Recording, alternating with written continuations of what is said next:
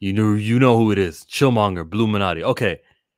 Throughout the week, I began to start hating this comic book. I was okay with X-Men #1 for what it was worth, but there's really nothing there. The way that this team is constructed, the way that the members just kind of interact with each other, never. Why the hell is Juggernaut a member of the X-Men? I didn't get that explanation. I think that probably would have been a good time to do it. The longer I think of it, the more videos I watch about it, the more I go, yeah, I was a bit too forgiving for this. Now, it's still a brand new, friendly, reader-friendly thing. I still give them points for that. Amazing at welcoming new people, right? We got to give them points for that. But it wasn't anything. It wasn't anything. It was just funny to me how you hopped on the bandwagon so fast. Because I mean, it's not a bad book. So I'm with you on that. I do like it's easy to digest, easy to read if you're a new reader. And I think they're doing that to synergize the MCU with the comics. That's the reason why I think they're doing that, right? But from where we're coming from, and I know you didn't like the Krakoa era. I enjoyed some stories, some stuff I didn't. But even before that, to me, this just felt real. I don't know. It just put me in the vein of like it's cartoonish. You know what I'm saying? Like, yeah. It just was real cartoonish to me. I like Cyclops. I think them showing him as the field, you know, him being the best tactician would be saying he's the best tactician I've ever been around, and I'm a member of the Avengers. That's like shitting on Steve Rogers. You know what I'm saying? That's letting people know, hey, Cyclops ain't nothing to be fucked with. So I rock with that. I'm totally behind all that. Didn't like that Wolverine went here and got captured by these Orcus numbnuts. This is Wolverine. This is the dude who single-handedly took the hand out. This is, you know what I'm saying? Like 200 plus years of training. Like, I just didn't understand that one, but it is what it is, man. What is the overall threat? We're coming in. Jed McKay is going to be the head scribe. Tom Brevoort's the editor. What's the, this is what they're going to be dealing with for the next 3 years. This is what do we get? The final page wasn't. What did you say? We don't have that yet, and I don't think we're gonna have that for a while. This is gonna be an ongoing comic. I know they did the X Orcus. What are they calling themselves? And then they did the round table at the end with the mysterious figures and all of that. And I think they gave a name for that. What was their name? It wasn't the U-Men. No, it wasn't the U-Men. But was you cool might to get have, the because I know the next issue was aliens. So is this gonna be like a Freak of the Week type book? Directionless, you mean? Fine. Yeah, like this kind of like CW TV show, or you know what I'm saying? Like when I say Freak of the Week, like if you ever watched Smallville, it was just like a different little something. It was nothing that necessarily connected. You know what I mean? You show up this week. Yes. Now, when you don't have things that connect, it's so easy to edit. You don't have to worry about characters appearing here. Let's make sure he's wearing the short sleeve shirt because he changes. You don't have to worry about that, which is why we got an Alaskan team, a New Orleans team, New York City team, International X-Force team. They're like, well, let's not even bother with the whole continuity thing. Right. I'm only one issue in. I guess it makes. I mean, it's just, but that's all it is. It's just one issue as of right now. So I know, but like the lead up hasn't led me to believe that there's going to be an overarching story. It's just disconnected. So I'm going to choose my best. I'm going to either be a Gail Simone fan, or the E-Viewing book, or the X-Force Jeffrey Thorne book. That's we're gonna have to select which is like the one to follow, because they don't feel like they're gonna have anything that crosses over until they do a crossover event where the sun will be out of lights for 5 issues of a comic book and then everything returns to normal. It's kind of like, what's the point, bruh? Well, the thing is with Tom Brevoort being the overseer of everything X-Men right now, I don't know, because his whole thing is about continuity. From what I understand, everybody say Tom Brevoort is the continuity guy. He's the guy who, canon and continuity, things like that. But it seems like this canon be damned, continuity be damned. What is the direction of this team? What's going to be the direction of the team down in New Orleans? What's the other team? Where's the other team stationed out of? I don't know. New York City's NYX. Yeah, I forgot about the NYX book. Like, so it's just gonna be just random. You know what I mean? Just random, whatever. Which kind of, it's real hard. You got Jean Grey up in space. Oh yeah, and Storm is in Atlanta, Georgia. Storm, right? Real. And I looked at that as okay. I see what y'all trying to do. That's what all the black folks go. Huh? Atlanta, Georgia. Like that was wild. Hearing that she would be in Atlanta. She's from New York. She's in New York. I don't know why. Why is she going to Atlanta for? I don't know. Maybe sales in the Georgia comic shops are going to be increased. It could be a good business decision. You might get that extra few thousand because, as you learned, if you watch my YouTube channel and look right on the corner, you can see the units sold are so little. There's only like a few thousand that separate cancellation from continuation. And if Storm doesn't sell 15,000 units, they will cancel that comic book. Be one of those 15,000 Homo sapiens buying this Homo superior. Now, what I understand is the guy who's in charge of sales and marketing had a powwow and a meeting with all the retailers. So I don't know what that was about. I don't know if it was like a behind the scenes type thing, but I'm more so guessing that they want to push these books and make sure that these books get sold and come up with a plan. Because I don't think Marvel has a plan on how to sell books anymore to retailers, to make the retailer, you know what I'm saying? When I always go back to me as a child, it was multiple places to find. There's only one place to find comic books now, and that's the comic books. That's it. You can go back when I came up, you can go to any pharmacy. Yeah, but that's not even up to date. You know the digital comics? Marvel? Yeah, they're not up to date. All right. But you can find your comic shop. It's much more easier to find a comic shop now. You just gotta Google it and you're fine. What's so hard about a big box Target, Walmart, Walgreens? I can tell you why. Because it's a $4. It's a $4 item. It is. And that's too wide of shelf space for a $4 item. Well, how much is a Maxim magazine? More than $4. How much is a gun and ammo magazine? How much is a beauty magazine? You know what I'm saying? These magazines are still at these grocery stores and these. Right. I would say trade paperbacks are more pricey and they're just as wide. And trade paperbacks for the Amazing Spider-Man and the Avengers should be there for sure. We can talk about that. We'll all agree on that. And what Dan Buckley is that the guy who was doing the marketing? What he's up to? It isn't working for me. The movies, without the movies, maybe the comic book industry would be dead by now. Thankfully, the movies have introduced people to, on their own initiative, go to the shops. Thankfully, DC is having these trailers that will end with comic books exist. And so if you want to see what the movie's about, read this comic book. It's based off of this. He's done that like 3 times for like a couple trailers. Good job, James Gunn, promoting DC. Marvel can do the same. But the X-Men being good and the X-Men, once the fan is there and is reading, they'll probably be wowed by the art. When I was new, I loved it. Oh my God, this is so cool. Page by page, the turn of the experience. This is new. And then I got tired. And then I was like, damn, these stories are of no consequence. I used to think when somebody died, oh, somebody died. Now I know better. Yeah, nah, you dealing with comics, man. Nah, comics, nobody dies in comics. And that's just the, you know what I'm saying?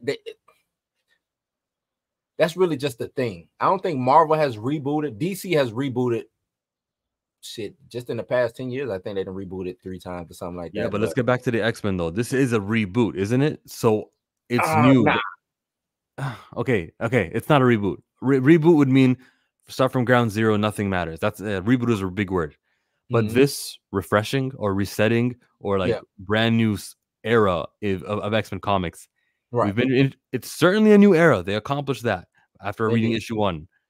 Just there's no direction to this era after issue 1. Gail Simone's Uncanny X-Men is about to be the prime X book because Jed McKay dropped the ball at making it seem like this is the one. His team, Cyclops and Beast, heavy hitters for sure. Even Magneto showing up in there looks like he's going to have a role, but he's not really a heavy hitter. Everyone else, no one's really saying Magic Ileana is that popular, or Quentin Quire is not that popular. I look on over in that Wolverine on Gail Simone's book, Rogue and Gambit, or who else is in there? Everyone's that's top tier is in that book. Yeah, who was over there? Not Jubilee. She doesn't count. No, Jubilee does Nightcrawler. Count, Nightcrawler's over there, yeah. Yeah, so you got over here, you got Cyclops, Beast, Magneto, Psylocke, Kid Omega, Temper, Magic, Juggernaut. Now, Juggernaut, like we said, why is he there? I don't know. I'm just still waiting to see why he's now involved in these X teams, like stamped, solidified. Still trying to wait on that. Psylocke, I wish that they just put Psylocke back together to what she was. Just make her Betsy Braddock. Nobody know, not saying nobody knows Quanon, but hate to say it, Psylocke is Betsy Braddock, right? I have no love for either of the two. I learned when I started getting invested in the X-Men, I learned not to care about who's who. We kept on switching. There was always like a thing. I was just like, F it, man. Both of these guys. Psylocke, that story of Psylocke has been Betsy Braddock for 30 years. So to change it now makes no sense. That's just like Tom Brevoort talking about getting rid of Cable and Bishop and saying that their backstories are too convoluted. They're part of their 30 plus years deep of X-Men lore with them straight. I know.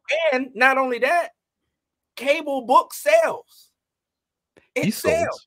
Yeah, there's been times. It sells. And you know what's unique about Cable? The time travel aspect of him. What's unique about these era is that you're supposed to be fascinated that they're interacting with these different settings in this city, that city, that city. But that's the same story. The X-Men in a city that they are not used to, and the environments are going to affect them. Just because the environments are different, it doesn't mean it's not the same story points that we're going to be getting coming out of Gail, Simone, and everyone else. So I'm just like, ugh. Is X-Men gonna suck again? Now, thankfully, it will never be as bad as what happened after Jonathan Hickman left, right? Because it was never that good. I didn't think, and I know you didn't like it. I just think it was some misplaced things. But to me, the Krakoa era overall was not as bad as a lot of people make. That's just me personally. I think you're talking about the second half of since Jonathan Hickman after Hickman would have. I think Hickman would have did a dope run. I think it was a lot of books. This the thing. It was a lot of books. So if you get rid of the Captain Britain book, get rid of that. X-Corp. X-Corp didn't even stick around anyway. Resurrection of Magneto. Death of Magneto. Right. It was a lot of fluff. But the core stuff stuck the landing. You like X-Men Red? You liked X-Men? Yeah. Mm-hmm. All right. I'm happy with that. And Sword and all that. Good for you. I'm happy for you. and you know where I stand on that. I know. That was direction. They had structure. They tried to working together. They also killed Moira and said she was like a villain or whatever the hell they did. All right. Yeah, but that was the wrong. I thought the whole Moira storyline was the wrong direction. That was stupid. If you're gonna stick to her being this, then let her be that. Make her evil and turn her. I think that was forced poor writing because they was trying to get to this. What we're, you know what I'm saying? That's what I think that was. Hey, we're ending it. Hurry up. That's what I think that was. It is what it was. It is what it is.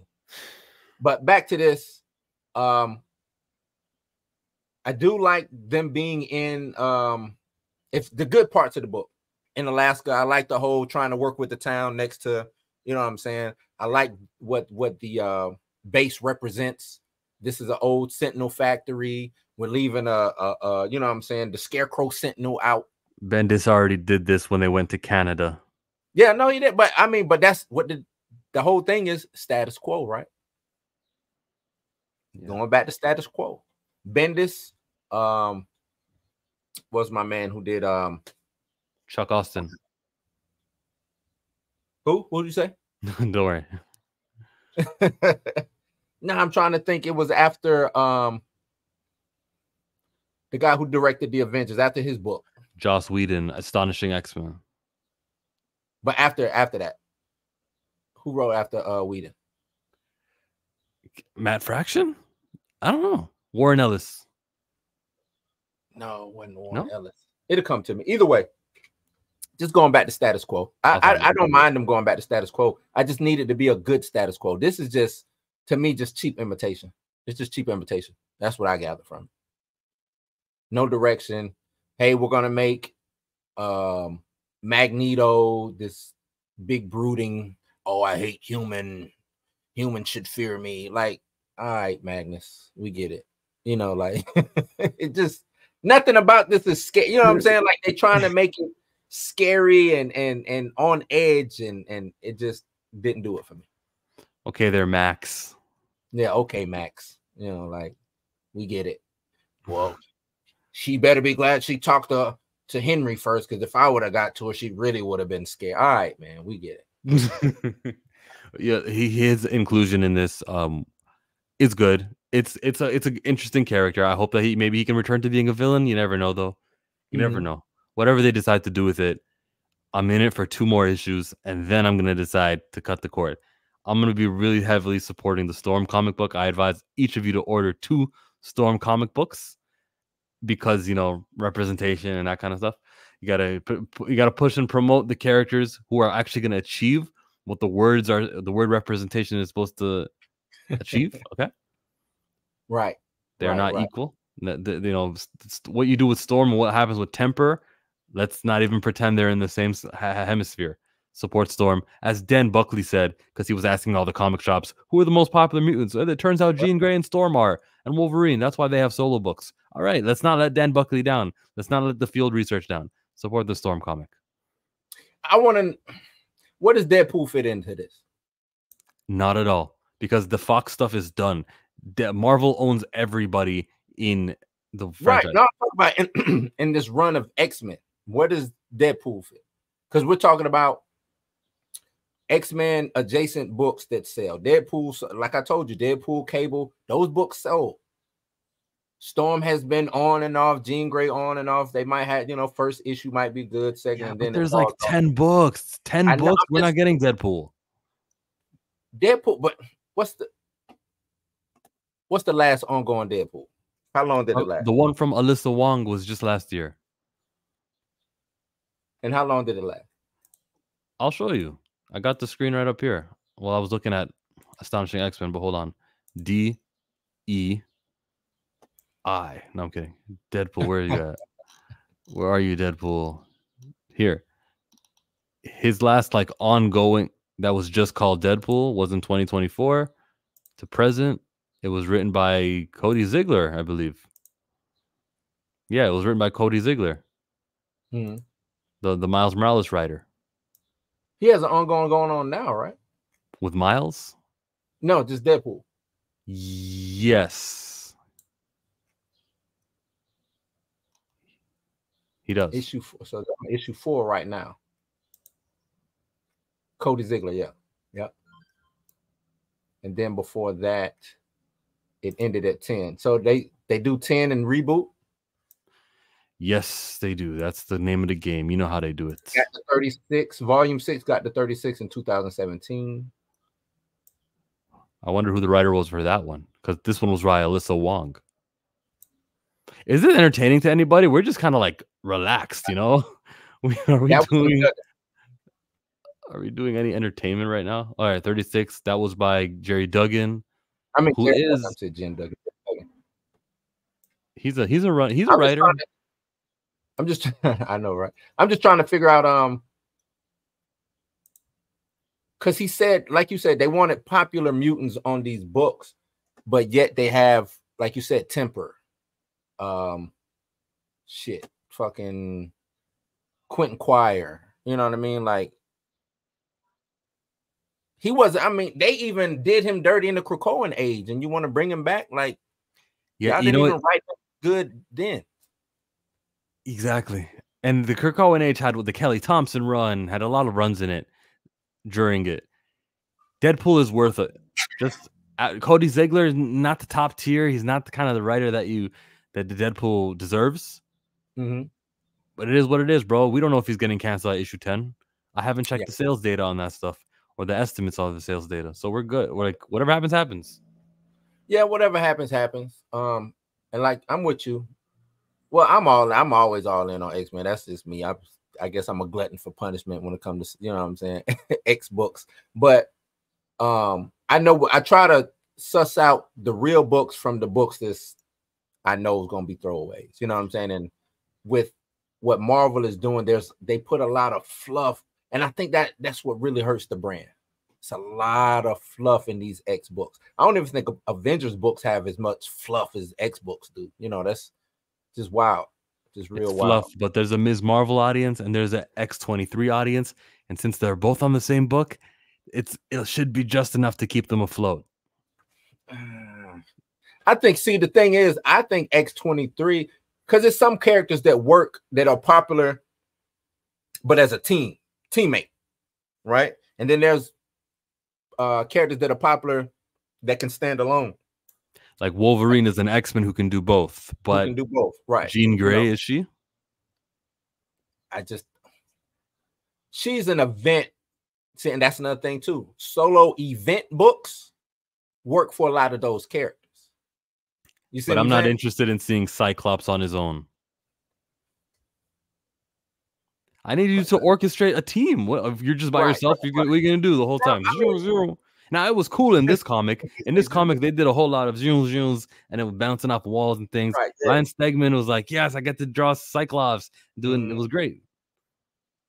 Nah, I feel you. I think him operating as a team, and that's with me. I even look at that with Captain America. Like the way they've been doing Captain America has been kind of lackluster. And I like him more in these Avengers books than I like him solo. You know what I mean? So I think Marvel is directionless. I don't think it's no longer the house of ideas. It's no longer what's best for the reader. You know, like I said, everything now is to synergize the viewer of the MCU and see if we can get them to come to the books. How's that been working? Well, it hasn't worked because when the MCU started, it was all new, all different. Right? So no, all new, all different was 2015. No. Was it? I don't think so. Miles wasn't even invented until 2011, and the MCU started in 2008. Hold on. When they're all new, all different. You could be right. Hold on. The movie people are few of the comic book audience, not enough to cater to. Just make the movies really good, and people will want comic books. That was 15. You're right. That was 15. What was before? It was something before. That's what it was. Before that, everybody was dead. Thor was unworthy. Yeah. Captain America was dead, or and the Inhuman Terrigen Mist killed Cyclops. Yeah. Mm-hmm. And Wolverine was an adamantium shell. You had stuff like that going on. So when you watch the movie and then you go and try to pick up a book, you're like, this ain't who I just watched, or this is, you know what I'm saying? So I don't think they had the synergy there. And now I think they're just trying to synergize. And it's not working. It's stupid, but the comics are still good, and the comics can still be good with creative teams. Unite. I don't need Jed McKay. I can say this now. Doing the X-Men and doing the Avengers. He should be doing the Avengers and then a character on the Avengers. Like if he's doing the Black Panther book, if he's doing the Avengers and Captain Marvel, I get it. The less people, the better. Have one guy be doing 3 X-Men books, another guy is doing the other 3 X-Men books. Why is Gail Simone only working on 1 X-Men book? You have her, boom, let her do something else. That way, there doesn't need to be an email. There doesn't need to be a chain or connectivity and issues of what's happening. Well, the same person writing that is writing this. They messed up when they announced all 10 books by 10 different people. And that's what this is going to feel like. It's one issue and it's early, but how often are we wrong, the fans? Very few. You know what I'm saying? Few. We know what we're talking about. Wrong. I agree with you. I don't think they should have announced so many. Even if they had it on the books or whatever, you know what I'm saying? Don't announce it. And I think they just bad marketing. I hate to go back and say that the MCU does that. Let's announce all 10 of our movies that may or may not, you know what I'm saying? Like, no, give me the stuff that matters right here, right now. Let me be excited about what these 2 movies coming up in the next 6 to 10 months. You know what I'm saying? Let me just be excited about that. That way, you know, you can have a steady rotation of introducing books or introducing movies or whatever to let the fans still stay salivating for stuff. Make me miss you. But then now I'm just speculating on, oh, we got 10 things, and maybe they like that talk. But then Blade ain't coming out. Ironheart might not see the light of day, and you know what I'm saying? All these things that they announced with question marks. When you can't deliver, you know what I'm saying? You lose the audience lose faith in you. So that's where we leave it. X-Men issue 2 coming out in a couple of weeks. X-Men Uncanny. What? What's this? This week is Uncanny?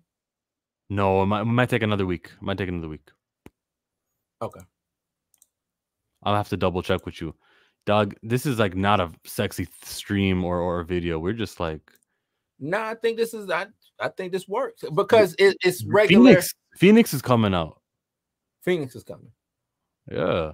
Storm is August. October, I think. Is it that far out? Damn. No, I think this is a sexy stream, man. I'm sexy.